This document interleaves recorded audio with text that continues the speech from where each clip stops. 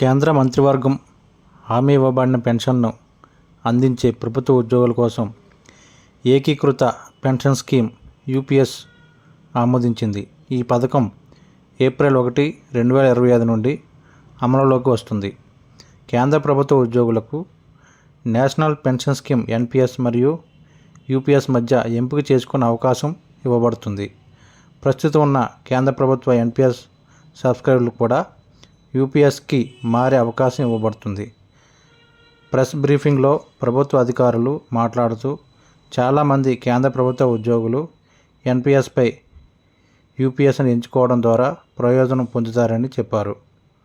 పథకంలోని కొన్ని ముఖ్యమైనటువంటి అంశాలు: భూమిచ్చిన పెన్షన్, 25 సంవత్సరాల కనీస అర్హత సేవ కోసం సూపర్ యాన్యుయేషన్కు ముందు గత 12 నెలల్లో తీసుకున్న సగటు ప్రాథమిక వేతనంలో 50% కనిష్టంగా 10 సంవత్సరాల సేవ వరకు తక్కువ సేవకు అనులోమానుపాతంలో ఉంటుంది.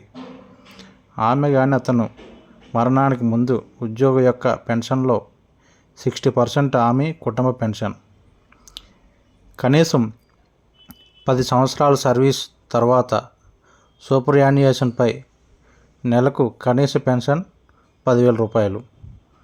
ద్రవ్యోల్బణ సూచిక, హామీ ఇవ్వబడిన పెన్షన్పై హామీ ఇవ్వబడిన కుటుంబ పెన్షన్ మరియు హామీ ఇవ్వబడిన కనీస పెన్షన్పై సేవ చేస్తున్న ఉద్యోగుల విషయంలో వలె పారిశ్రామిక కార్మికులకు all India consumers price index ఆధారంగా డిఎన్ఎస్ రిలీఫ్, అలాగే గ్రాట్యుటీ ఆధారంగా సూపర్ యాన్యుయేషన్లో ఒకేసారి చెల్లింపు, 1/10వ వంతు నెలవారీ పారితోషికం చెల్లింపు ప్లస్ డిఏ కలిపి ప్రతి పూర్తి చేసిన 6 నెలల సర్వీస్కు పదవీ విరమణ తేదీ నాటికి ఈ చెల్లింపు హామీ ఇవ్వబడిన పెన్షన్ పరిమాణాన్ని